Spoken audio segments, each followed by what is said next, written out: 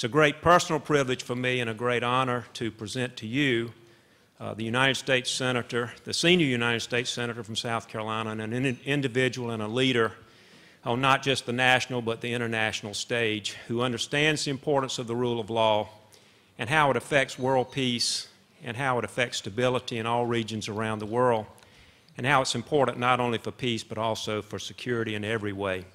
So it's an honor for me and a privilege to introduce to you and present to you at this time Senator Lindsey Graham.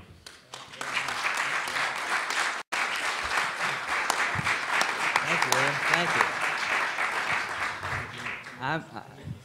you. Yeah, okay, I can do that.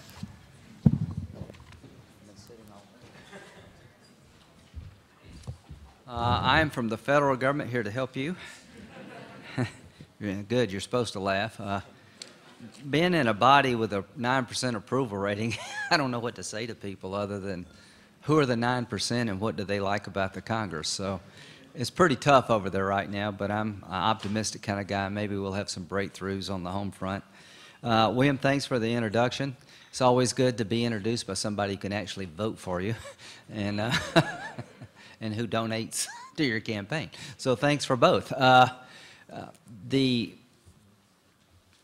point of today's discussion could not be more timely, because the reason I have to leave is to get back to talk about detainee policy regarding the rules in the war on terror. We're 10 years into this war and we're still struggling. How do you deal with a war without an end? And I just want to give you an example of the rule of law problems that exist in developed, mature countries. On the rule of law front, we're the model for many people in the world, and I want to keep it that way. But since 9/11, we've been dealing with a very difficult problem. An enemy that doesn't represent a nation state. There's no capital to conquer. There's no air forces to shoot down. There are no navies to sink in this war. It's an ideological war, and it's built around transnational terrorism. People who have an ideological agenda they want to impose on the rest of us. And after the attacks of 9/11, we've been struggling with the difference between the domestic criminal law and the law of war. And the first question I ask audience is, how many of you consider the attacks of 9/11 a crime? How many of you would consider it an act of war? Okay, that's about the reaction I get. The distinction's important, because under domestic criminal law, you cannot hold someone indefinitely without trial to gather intelligence, nor should you be able to. The point of domestic criminal law here and abroad is to resolve a specific event involving parties. The prosecutor here, his job is to hold people accountable for the alleged crimes they committed, and it is about the individual's conduct with robust due process and a burden on the government to prove that you did what we say you did. The consequences to the individual are enormous. The consequences to the society are equally important. Under the law of war, the goal is to win the war and to find out as much as you can about enemy activity. Intelligence gathering is an essential ingredient in war. So when you capture someone, whether it be in the United States or abroad, that is associated with Al-Qaeda, my primary focus is to find out what they know about enemy operations past, present, and future. And I'm a firm believer that torture is not the way to gather information. So I've stood with Senator McCain and others to outlaw the practice of waterboarding, because the way you treat detainees and the way you gather information is about you, not the person you're fighting. Your values are on display. But we have learned one thing. In the law of war, our Supreme Court has ruled that you can hold someone indefinitely without trial as an enemy combatant. That's been the law of war forever. Once you capture someone as an enemy prisoner, someone of the enemy force, there's no requirement to let them go. That makes no sense, because they'll go right back to the fight. The problem with this war is it's a war without end. There'll never be a signing ceremony on the Missouri. So what we've done is try to create a hybrid system here at home. Every detainee held in the United States or at Guantanamo Bay has a habeas right to petition a federal judge to say, I am not who they say I am. I did not do the things that have been claimed. I am not a member of Al-Qaeda. And the government has to prove by preponderance of the evidence that you are, under the statutory definition, an enemy combatant. There's an annual review board in every case at Guantanamo Bay where every year the government has to make an assessment. Is it fair to hold you? Do you present a military threat? Is there any future intelligence to be gathered from holding you? So that's a due process right in this war that's never existed in other wars. No German prisoner got to go to a federal judge and say, Judge, let me go. But we've created that right because this war will not end in a definable way. And we've allowed an independent judiciary to look over the military's shoulder in this war, unlike any other war, to create checks and balances. So as we struggle with the complexities of fighting an idea that doesn't fit into the definition of Geneva Convention combat per se, our country has gone through wild swings from no due process to criminalizing the war. We're about to get it right with the help of Carl Levin, who has been a champion on this issue, a balanced approach that focuses on intelligence gathering in a humane way, but with very robust due process so that no one is left in an American prison because somebody in the executive branch said so. Now let's talk about the World Justice Project. What you're trying to do here is to give the world an overview of the rule of law as it exists in the 21st century. Anyone here been to Iraq, Afghanistan? Okay. I would argue that the biggest impediment to a sustained breakthrough is whether or not the rule of law is accepted. Not the American model, but if we cannot convince the Iraqi judicial system to be less sectarian, we're going to have a problem. If you were a Sunni judge in Iraq in 2005 and 6, and you had a Shia defendant, that was a real challenge for you. If you were a Shia judge overseeing people of your own, lack of a better word, Iraqi tribe, that was a real challenge for you.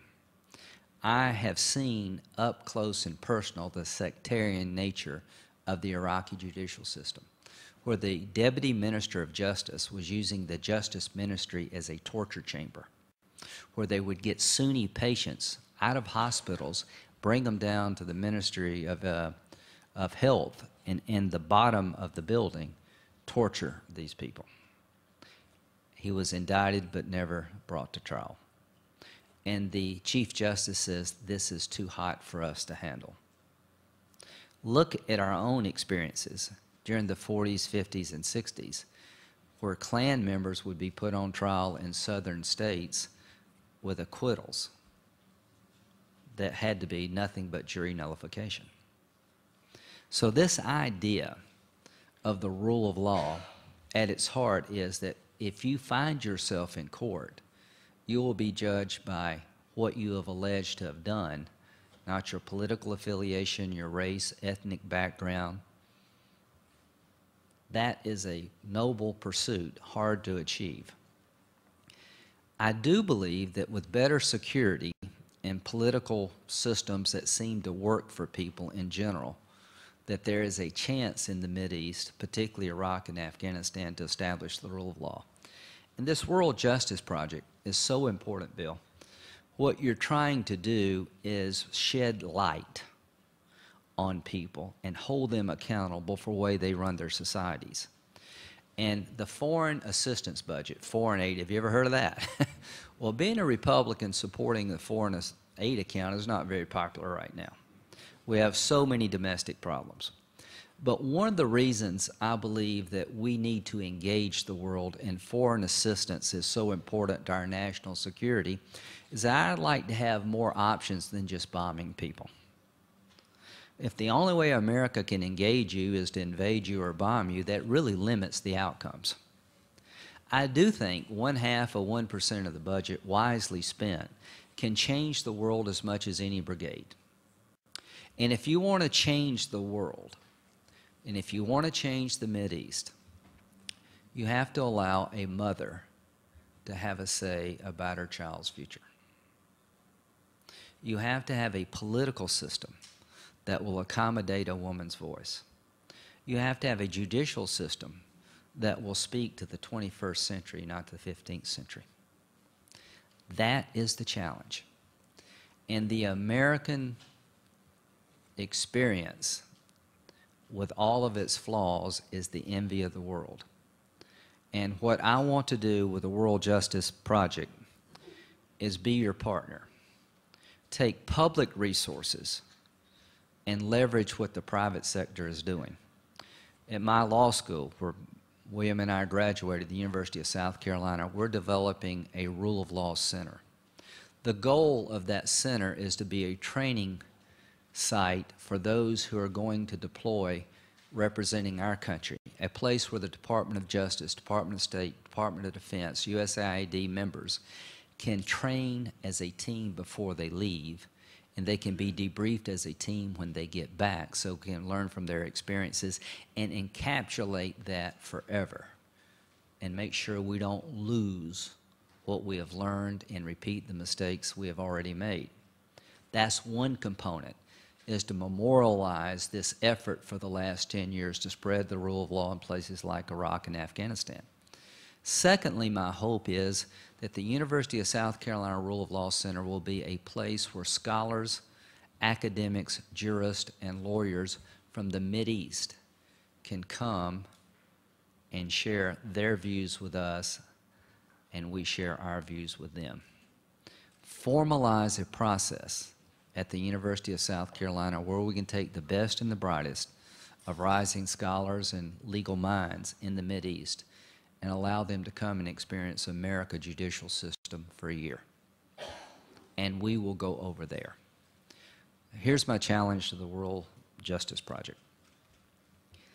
As Libya, Egypt, Tunisia begin to develop democratic election systems, as they begin to transition from dictatorships to hopefully democracies, the one fear I have is that the Islamist parties who are going to get significant pluralities of the vote are going to be seen by American citizens as "I told you so." Those people will never be able to get it right, and it's not worth our time to help them. What the American people need to understand is that most of the Islamist parties in Egypt were the only voice in Egypt at the time against the Mubarak administration. They were doing things in the community to help women when nobody else was. So there's two sides to this coin. There's the Muslim Brotherhood doctrine that should scare the hell out of all of us, and there's the Muslim Brotherhood who's provided aid and assistance and a strong voice against an oppressive regime. How these Islamic parties develop in Egypt, Tunisia, Morocco, Libya will be of great consequence as to whether or not America will still be engaged in the Arab Spring. My hope is that the Arab Spring will be supported by America to the fullest extent possible. It is my belief that the young women who went in Tahrir Square and the young man who set himself on fire in Tunisia did not do so to replace the regime they lived in with a more repressive regime that required them to wear a burqa. The big key in Egypt and Libya is writing the Constitution. The next big step to happen in Egypt after the parliament is formed and military transition to civilian control is achieved is that constitutional document. When I say Sharia law, what do you say? Is that a good thing for you to hear? Most Americans, when they hear Sharia law, instinctively cringe. But here's the truth. Almost every Islamic nation openly embraces some form of Sharia law. I would argue that most of our laws are based on the Ten Commandments in some direct or indirect way. So the fact that there will be Sharia systems within Islamic democracies should not be a threat to us. There are aspects of Sharia law that are a threat to humanity and particularly to women. Our goal is to educate the American public that when you hear that there will be a Sharia component of the Egyptian Constitution, do not let that turn you off to helping the Egyptian people, because within their culture that makes sense. But whether or not this develops in terms of cultural accommodation or it's transformed into legal documents that take the countries in question back to the 15th century is yet to be determined.